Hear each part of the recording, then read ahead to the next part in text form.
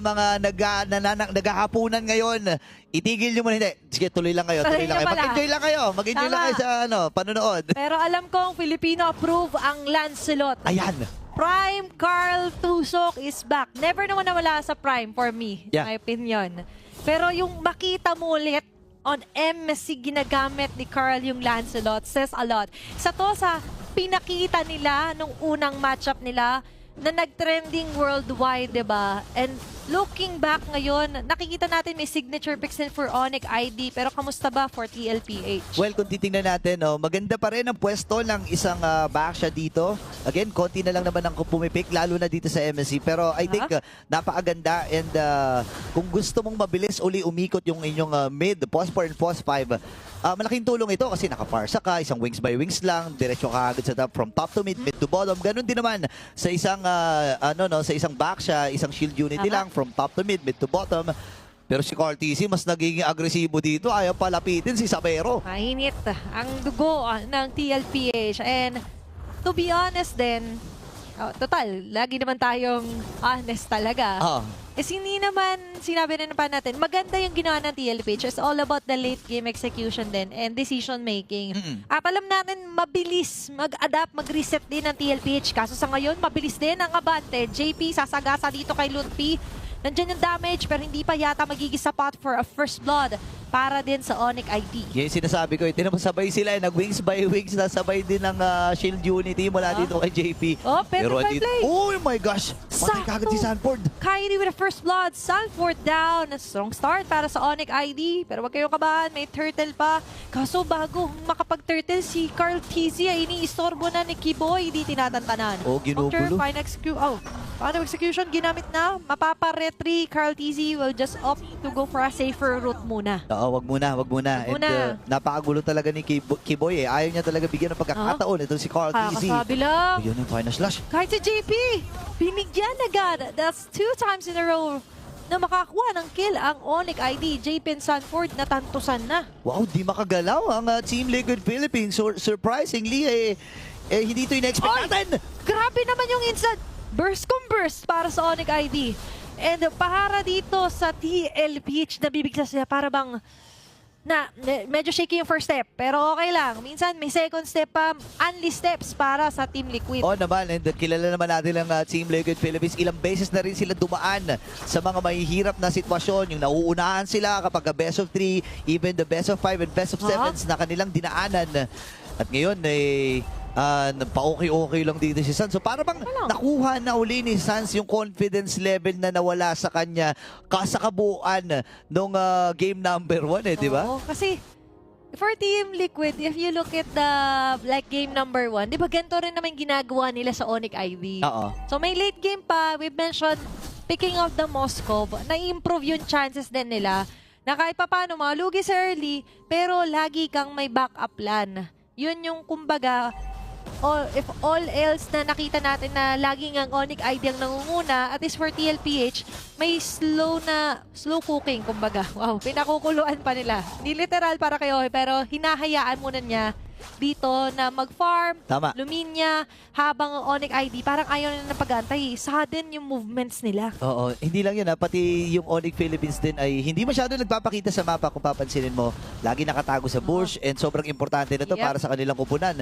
Kasi yung lineup nila ay threat talaga pagdating sa mga bush. Lalo itong si Sans na nakakuha na ng 2 assist. Lagi siyang kasama sa mga teamfight na nilalaro dito ng Onyx. Gulong-gulong si JP. Si Sans ata ang sasalubungin pero si Kyrie ang unahin. Yan na naman. Pero makapatama naman ni Sanji yung kanyang Feather Desert. Kaso sa kabilang banda, maaabot siya dito ni Lutpi. Wow! It's going to be a stampede. Kaso pabaliktad. Kasi sila yung matatanggalan. 4-man down for TLPH. OEB is the only man left sa may bandang mid. Pero mukhang i-grab pa ni Kiboy opportunity na bigyan din siya. Andyan yung mga recalls. Pero OEB will go away muna as Onyx ID dominates that clash. Grabe, nagbago bigla ang aura ng Onyx Indonesia dito. And kung titignan natin sa STCU replay, ayun nag-commit ng flicker si Lutpi. Tapos sabay, power of wildness doon sa mukha dito ni Sanji. At unti-unti silang naubos. Napakagandang pag-layer ng mga skills. Yung skill management dito, sobrang ganda para sa Onyx Indonesia. dumating sa punto na naubos 4 na miyembro. Pero ito na yung tusok, malaki card. Ito na, nagbabalik. Baby Cakes Duo versus Sabero. BMI muna. Pero at the same time, discussing yung prowess ng Team Liquid. Sinabi ko nga, waiting for OHEB lang muna rin tayo. So, kalma muna kayo. But for Onyx ID, ito talaga kasi yung kinocall for ng kanilang lineup, di ba? Sulitin, na meron kang Hilda, pero grabe ngayon nakita na Hilda na committed na. Yung flicker ginamit pa para maabot si Sanji. Hindi canceling out yung inner circle ng TLPH. Oo, malaki-laki na yung napupondo dito actually ni Lutfi kung papansinin natin. Actually, yung game number 1, masasabi ko na isa siya sa mga talagang nagpakitang gilas doon sa laro na yon. Napakaganda ng mga curtain call, napakaganda ng targeting niya. At ngayon, ganun uli ang kanyang pinakapakita dito. Look at that! Kinaltukan lang si Carl TZ, kalahati agad buhay. At na-force pa na mag-retry dun si Carl TZ, by the way. So, yung Hilda needs an answer kung ikaw yung TLPH. Kailangan nyo ng sagot dito. Kasi sa ngayon, ay lagi siyang dominating. Wala makapigil sa kanya. Pero ngayon si Sanford ang pinipigilan. And the members of TLPH struggling, pero nandun pa rin yung window. Oheb on the other hand, still doing Moskov things. As Onyx ID slowly gathers around dito sa jungle side at magre-respond ng panghuling pagong sa laban na to. Alam mo, nakakatakot na parte dito, no? Itong ang ganda kasi pumwesto ni Sanse. Tapos ngayon ay nakabasag na rin ang Onyx Indonesia dito sa may bandang ibaba. Ngayon ay sisikip ng bahagya yung mapa dun sa may bandang bottom lane and itatalaga nila si Oheb doon. May Spear of Destruction naman if ever nagugustuhin nila na sumama. Ngayon, available na rin ang Athena Shield para kay Sanford. Pero si Lutfi mangunguna na dun sa likod. Okay, nakikita na naman natin. Naghahanap siya na pwedeng matarget. Kanya si Sanford, ayoko niyan. Ay, si JP, hindi muna yan. Pero si Sanji ngayon ay wings by wings out muna. SOD ko commit yung Oheb. But more so, ay hindi niya naman i-commit na tumeleport doon or mag-blink doon. Oo, ganda ng ginagawa nila dito. At least may mga diversion tactics din and strategy. Ito yung kagandahan kapag meron kang Moskov, no? Hindi lang one-dimensional yung inyong lineup. May kakayahan kayo na bigyan yung kupunan nyo ng panibagong tsansa. If ever man na hindi manalo sa teamfight, at least nakabutas tayo ng Torre, nakapag-flow tayo ng minions, pero Sanford natin mag-target. Sanford, ang dami kinumit sa kanya. Even the rough waves here for Sans, hindi magiging successful. Kunat. Yung midget takedown, nararamdaman natin yung kunat para dito sa Team Liquid. Sige, kakunatan, opting for the brute force breastplate muna dito si Carl TZ. We see the reaction, we see the adjustment.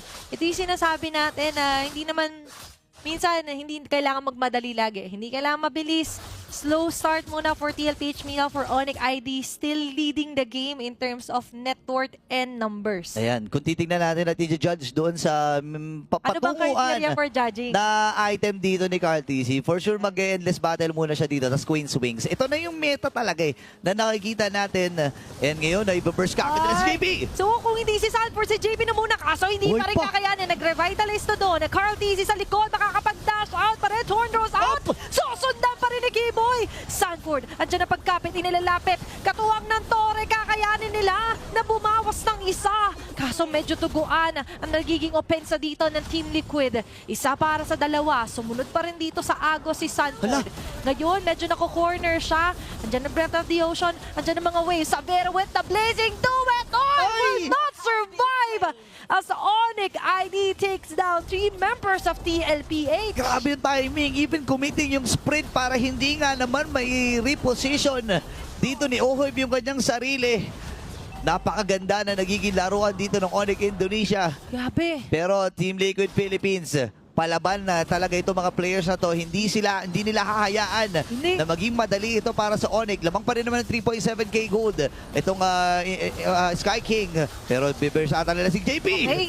Si JP ngayon ang unang matatanggal para sa TLPH. May chance pa rin naman sila i-contest if ever. Sanji with a feathered airstrike. Di masyado tataman mga members ng Onyx ID, but Kiboy keeping Carl TZ at bay. Ayaw niyang palapitan. Ayaw man lang niyang pasilipin. Pero yung Spear of Destruction ni Oheb, mananakaw niya yung Lord! Oh my! Dinig na dinig ko yung sigawan ng mga tropa pips natin dyan sa panel. Talagang napasigaw for sure. Ikaw na nanonood ngayon ay napasigaw din at lahat ng mga OPFWs na nandito ngayon sa Saudi Arabia.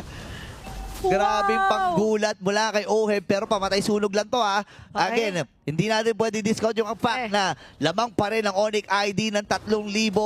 Ito lang yung simula. Kasi kinakabahan na daw sila. Oo. Binuhay ni Oheb yung mga loob ng mga nanonood, mga kapwa Pilipino, mga kababayan. Sabi niya, wag muna kayo. Wag Wag. panic, kumalma kayo. O ito, isang sphere of destruction para sa Pinas. Wala ba tayong replay dyan, direct? Pero again, kahit hindi yung ma-replay, Aha. tumatak sa utak natin yon. And Tumatak. Oheb, sinasamantala lang ang pagkakataon, unti-unti nilang papababae ng gold lead. Mabilis lang naman kukunin to ng Onyx ID. I mean, yung Lord sa may bandang ibaba. And judging by the items, meron na rin namang DHS itong si Oheb. Kaya makukunat na hero ng Onyx Indonesia ay medyo magdadalawang isip na dahil may pang tunaw na at may pang balat dito si Oheb. Pero sa kabilang panig, ganun din naman. Next item ata dito ni Sabero is the Wind of Nature. Naku, mas magiging mahirap ito. Kaya-kaya makipagsabayan kay Kuya Carl at saka kay Oheb sa Baby Kicks. Kumbaga, damage control. Damage Kumbaga, control. Kailangan niya ng survivability and extra, kahit sa may segundo, na maka-survive laban din sa TLPH. But for TLPH, sinabi nga natin na the game is just starting for them. Kahit 11 minutes into the game, ngayon natin nakikita na kahit paunti-unti, napapababa naman nila yung kaninang huge lead talaga na nangyari sa Onyx ID. A change in the momentum because of that Lord Steal is a big deal. Dahil ang TLPH, nakaasa din sila sa kung paano ba mamaya yung magiging formation nila. Pero looking at the damage dealt ranking, of course, topping of the charts dito, yung mga instant first and yung magaganda na pasok dito na sa Vero dahil well-farmed nga siya. Oo, medyo mahirap ito lalo na yung insurance sana ng Onyx ID ng late game ay napaaga. No? And hindi pa ready dito ang Team Liquid Philippines. Pero ang maganda naman ay nakahabol na kagad itong si Carlito. Actually, siya pa ngayon lamang pag tinitingnan natin ngayon itong SNB Gold Difference. Kaya lang nakakatakot, halos 2,000 na ang lamang ni Sabero. Parang isang item na kagad yan kung i-judge natin at titingnan against Oheb. Kailangan lang kalmahan ni Oheb. Kakapit si Kiboy dun sa Zero Bush. Okay, Pero nakita Yeah. Maganda yung sabihin natin instinct talaga ni Kiboy na check yung ganong mga klaseng taguan. Kasi yan yung mostly Moskov things na kailangan mong i-predict, i-forecast kumbaga kung ikaw ang Onyx ID. But while things are warming up for Team Liquid, things are getting hotter naman para sa Onyx ID dahil in a sense, kahit na nagantay lang yung Team Liquid ng oras, pero sa oras na nagantay sila, it's Onyx time. Sila pa rin yung unti-unting nag-scale up, nakakakuha ng farm, and as well as having the advantage dito sa Lord. Protected, may nakaabang pa na Sans. Kyrie moving forward, Petrified Blaze, si Sanford ay mapapa-flicker out pa rin naman makakasurvive. In an instant, may lalatag ang Feathered Airstrike. Sans almost half an HP left. Lutpi trying to run back dito kay Oheb, pero look at that, Kyrie will still secure that Lord! It's Sabero with a kill here! Multiple man down for the side of TLPH, pero si Cartesi makakaganti. Kaso kapalit ito ay si Daddy JP. Oh no. Cartesi nagtatago, kumukuha ng orange buff. Sa mataan siya dito ni Lutpi. Sa kabilang banda, Kiboy is committed na hanapin. Habulin siya dito. Makakatakas ba ang Carl Tusok ng Pinas? Oo, ang sagot! Nakatakas si Carlito dito pero ayaw siya ng tanan ni Lutpi ngayon. Ato yung player final slash! Okay, ngayon, mapapangat din si Sanford. He's doing the best that he can para ma-delay ang gustong gawin ng Onyx ID. Pero hindi magiging successful ang kanyang pagdadelay doon. Pero Carl Tizzy and Sanji, the only man's left. Mabubuhay na rin naman dito sila Oheb, pati sila JP. Kakayaanin pa rin nila. Napigilan dito ang Onyx ID. Tatama yung Spirit Destruction. Dalawa manadali. Sans now! Pati si Kiboy, tatamay na rin dito ng TLPH. Dalawa ang tumba. Okay, pwede pa mag-round dito ang Team Liquid Philippines. Si Lutpi ay kakapit at ang Onyx Indonesia, though sila yung lamang in terms of gold, nararamdaman na rin yung damage si Oheb. Sanji with that Farsa. Ngayon, Tornos ay gagamitin din. Ay, daling-dali talaga! Nandito na nga si Lutpi na tumatakbo. Ito yung kumukulit sa akin kanina. Pati si Sabero ay tatanggalin na dito ni Carl Tizzy. A shutdown kill for TLPH. And a wipeout. Tuloy-tuloy sa base. Ito na ang puso at galing ng TLPH.